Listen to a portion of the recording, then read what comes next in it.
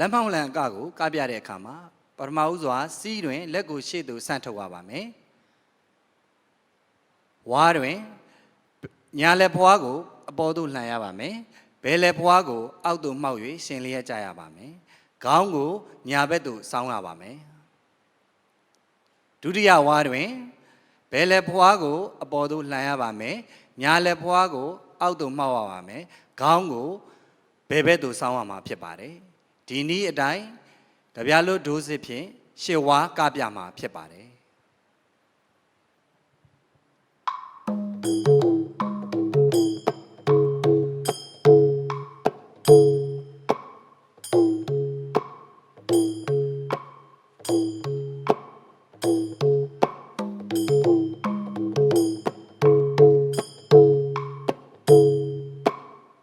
လက်မောက်လန်အကကိုလေ့ကျင့်တဲ့အခါမှာ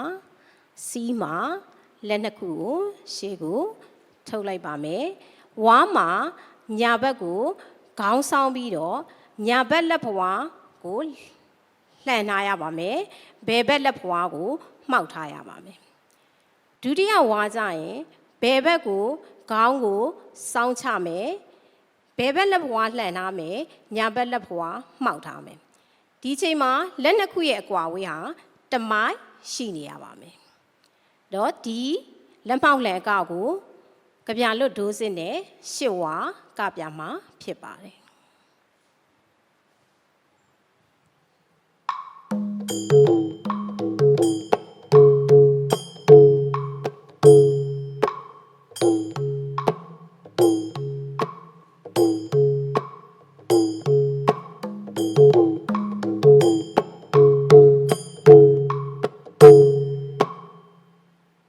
လက်စစ်ချိုးအကောက်ကတဲ့အခါမှာညာဘက်လက်ဖွားကိုအပေါ်သို့ထောင်ရမှာဖြစ်ပါတယ်ဘယ်ဘက်လက်ဖွားကိုအောက်သို့စိုက်ရမှာဖြစ်ပါတယ်ထိုအချိန်မှာခေါင်းကိုဘယ်ဘက်သို့ဆောင်းရမှာဖြစ်ပါတယ်ဒုတိယဝါတွင်ဘယ်ဘက်လက်ဖွားကိုအပေါ်သို့ထောင်ရမှာဖြစ်ပါတယ်ညာဘက်လက်ဖွားကိုအောက်သို့စိုက်ချရမှာဖြစ်ပါတယ်ခေါင်းကိုညာဘက်သို့ဆောင်းရမှာဖြစ်ပါတယ်ဒီနည်းအတိုင်းကြပြလွတ်ဒိုးစစ်ဖြင့်ရှစ်ဝါကပြမှာဖြစ်ပါတယ်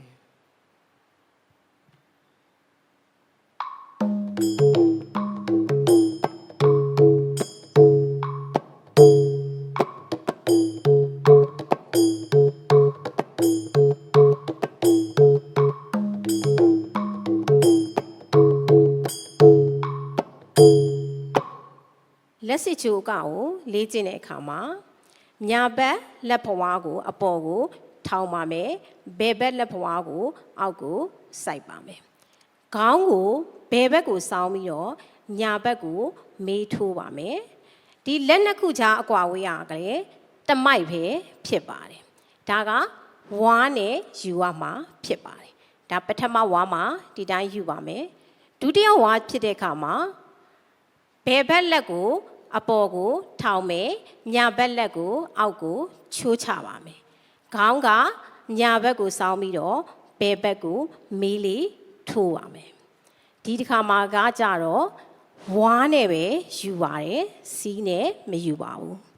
အဲ့တော့ကြပြလွတ်ဒိုးစင်းနဲ့ရှစ်ဝါကပြမှာဖြစ်ပါတယ်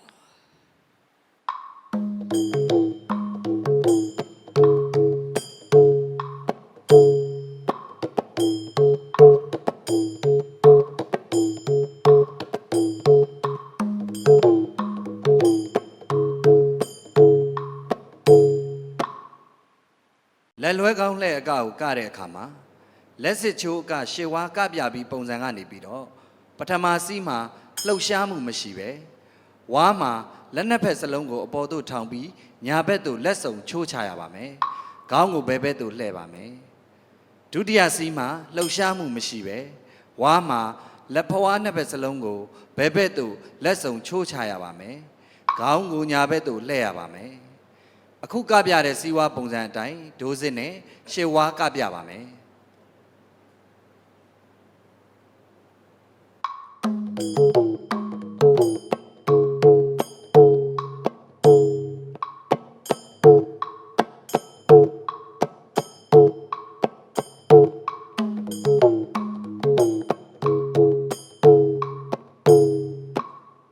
လက်လွဲကောင်းလှဲ့အကကိုကတဲ့အခါမှာလက်စစ်ချိုးအကရှစ်ဝါကပြပြီးပုံစံမှာပထမစီးမှာလှုပ်ရှားမှုမရှိပဲဝါမှာလက်ဖဝါနှစ်ဖက်စလုံးကိုအပေါ်သို့ထောင်ပြီးညာဘက်ကိုလက်စုံချိုးချရပါမယ်။ခေါင်းကိုဘယ်ဘက်သို့လှည့်ရပါမယ်။ဒုတိယစီးမှာလှုပ်ရှားမှုမရှိပဲဝါမှာလက်ဖဝါနှစ်ဖက်စလုံးကိုဘယ်ဘက်သို့လက်စုံချိုးချရပါမယ်။ခေါင်းကိုညာဘက်သို့လှည့်ရပါမယ်။အခုကပြတဲ့စီးပွားပုံစံအတိုင်းဒိုးစစ်နဲ့ရှစ်ဝါကပြပါမယ်။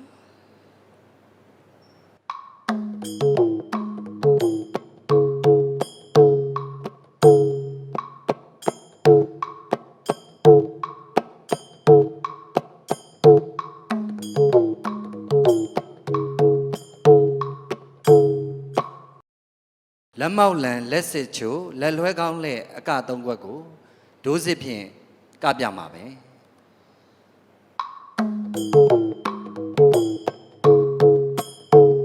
လက်မောက်လံ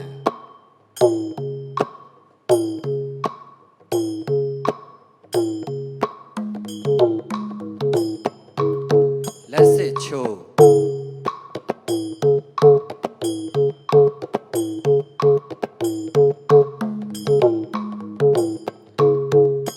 လက်လွဲကောင်းလှဲ့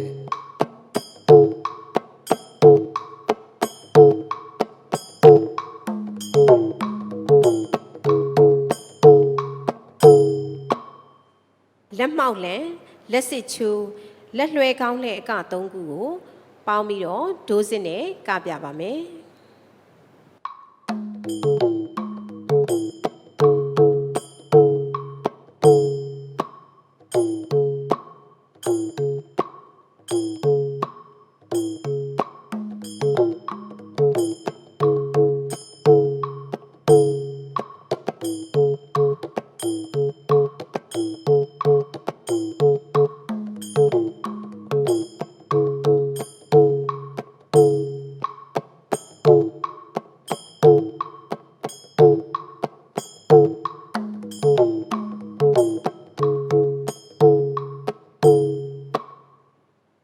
လက်မောက်လံ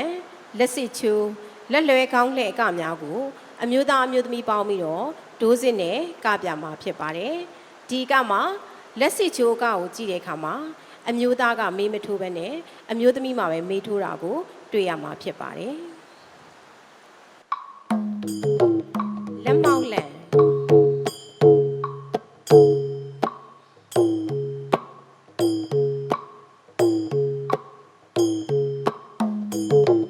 လက်စစ်ချိုး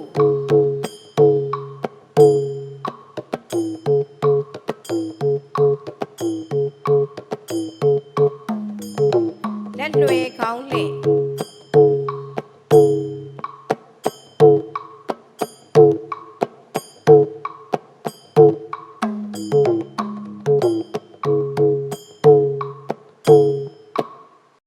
လက်စုံဝိုက်ချိုးအကကိုကပြတဲ့အခါမှာလက်ဖွားနှစ်ဖက်ကိုအပေါ်သို့ထောင်ထားရမှာပထမစီးမှာလက်ဖွားနှစ်ဖက်စလုံးကိုအောက်သို့စိုက်ချလိုက်ပြီးမိမိဘက်ကိုလက်ဖွားနှစ်ဖက်အပေါ်ပြန်ထောင်တဲ့အထိဆက်ပြီးဝိုက်ရပါမယ်ဝါမှာထောင်ထားတဲ့လက်ဖွားနှစ်ဖက်စလုံးကိုအောက်ဘက်သို့လှန်ချလိုက်ပါမယ်ခေါင်းကိုဘယ်ဘက်ကိုစောင်းရပါမယ်ဒုတိယစီးမှာအောက်ဘက်ကိုလှန်ချထားတဲ့လက်ဖွားနှစ်ဖက်စလုံးကိုအပေါ်ကိုပြန်ထောင်ပြီးတော့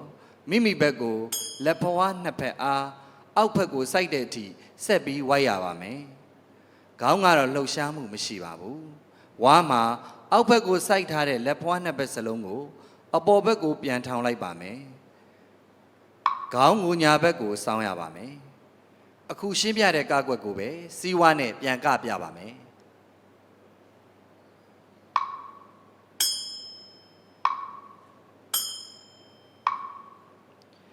ဆက်လက်ပြီးဒိုးစစ်နဲ့ရှယ်ဝါကပြပါမယ်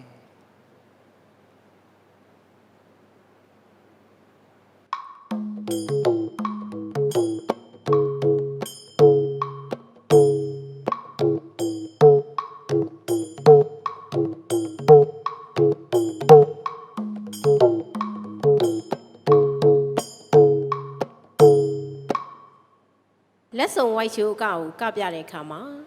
လက်ဘဝနှစ်ဖက်ကိုအပေါ်ကိုထောင်ထားရမှာပထမစီးတွင်လက်ဘဝနှစ်ဖက်စလုံးကိုအောက်သို့စိုက်ချပြီးမိမိဘက်ကိုလက်ဘဝနှစ်ဖက်အပေါ်ပြန်ထောင်တဲ့အထိဆက်ပြီးဝိုက်ပါမယ်ဝါတွင်ထောင်ထားတဲ့လက်ဘဝနှစ်ဖက်စလုံးကိုအောက်ဖက်သို့လှန်ချပါမယ်ခေါင်းကိုဘယ်ဘက်ကိုစောင်းပြီးညာဘက်ကိုမေးထိုးပါမယ်ဒုတိယစီးမှာအောက်ဘက်ကိုလှန်ချထားတဲ့လက်ဘဝနှစ်ဖက်စလုံးကိုအပေါ်ကိုပြန်ထောင်ပြီးမိမိဘက်ကိုလက်ဘဝနှစ်ဖက်အောက်ကိုစိုက်တဲ့အထိဆက်ပြီးဝိုက်ရပါမယ်ခေါင်းကတော့လှုပ်ရှားမှုမရှိပါဘူး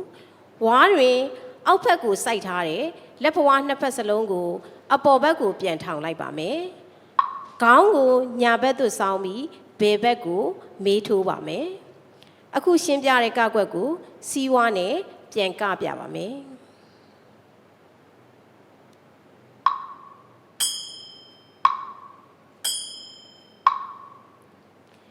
ဆက်လက်ပြီးတော့ကြပြလွတ်ဒုစစ်နဲ့ရှစ်ဝါကပြပါမယ်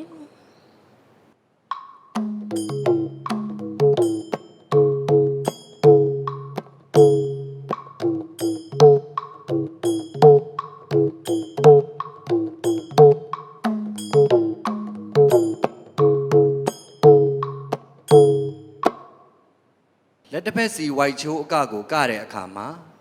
လက်ဘဝနှစ်ဖက်ကိုအပေါ်ဘက်သို့ထောင်ထားရမှာပထမစီးတွင်ညာဘက်လက်ဘဝကိုအောက်သို့စိုက်ချချိန်မှာခေါင်းငုံထားရပါမယ်ဆက်ပြီးညာဘက်လက်ဘဝကိုအပေါ်ပြန်ထောင်တဲ့အထိမိမိဘက်ကိုဆက်ပြီးဝိုက်ရပါမယ်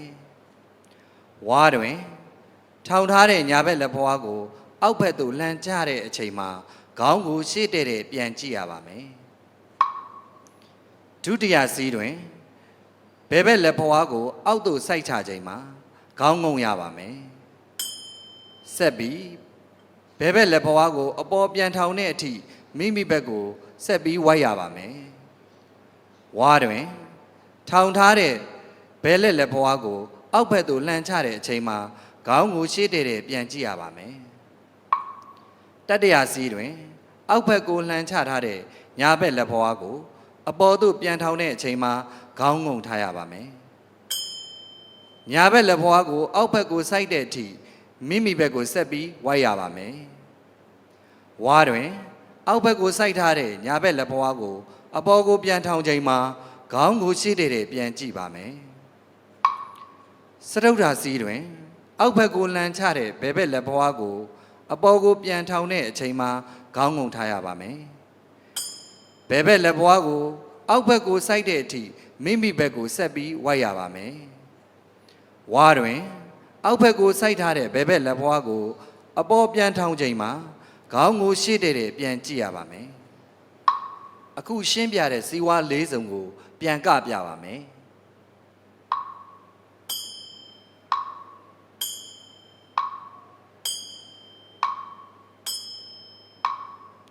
အခုဆက်ပြီးတော့ဒိုးစစ်နဲ့ရှယ်ဝါကပြပါမယ်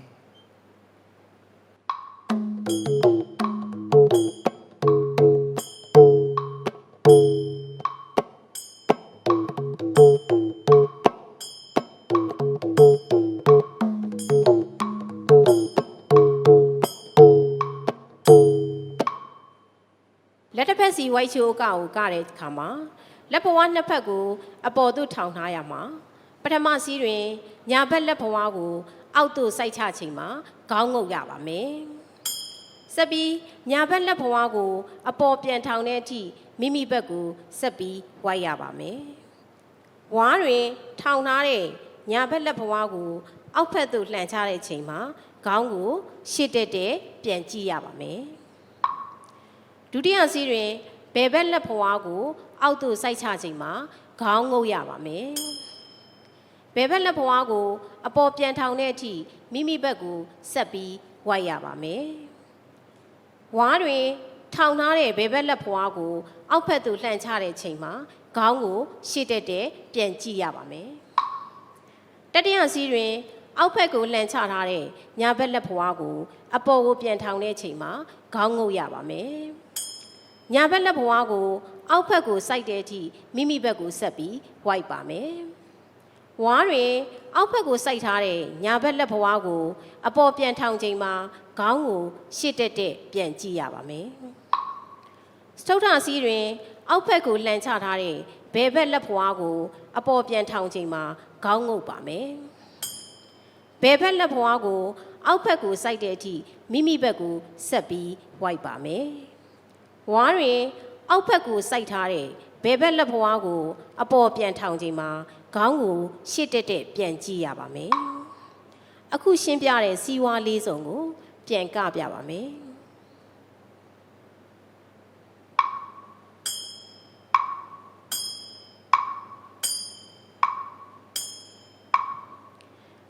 ဆက်ပြီးတော့ဒိုးစစ်နဲ့ရှစ်ဝါကပြပါမယ်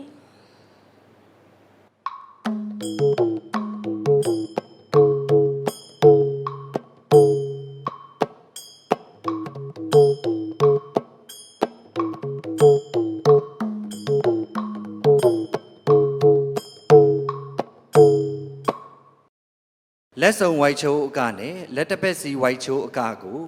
ဒိုးစစ်ဖြင့်ကပြပါမယ်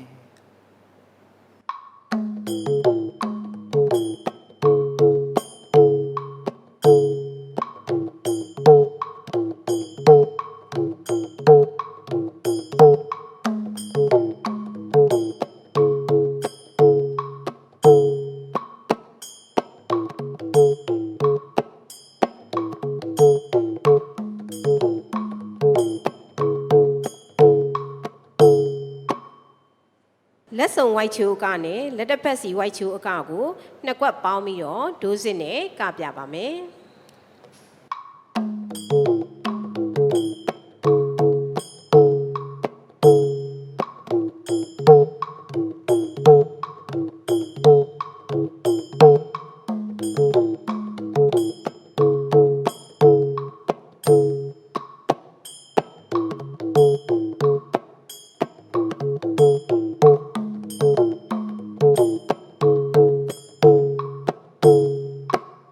လက်စုံဝိုက်ချိုးကနဲ့လက်တစ်ဖက်စီဝိုက်ချိုးကများကိုအမျိုးသားအမျိုးသမီးပေါင်းပြီးတော့ဒိုးစစ်နဲ့ကပြမှာဖြစ်ပါတယ်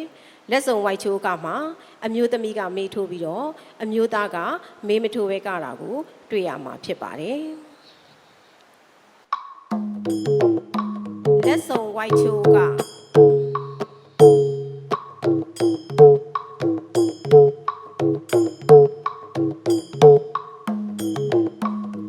လက်တစ်ဖက်စီဝိုက်ချိုးအက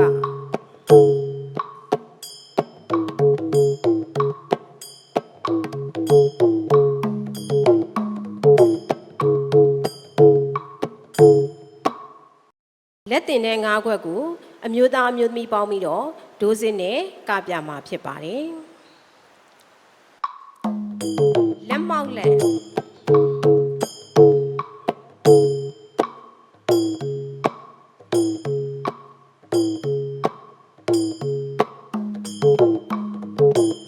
လက်စစ်ချိုး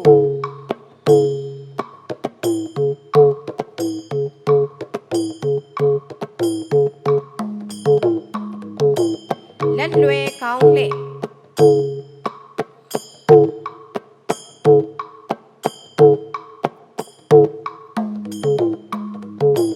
လက်စုံဝိုက်ချိုး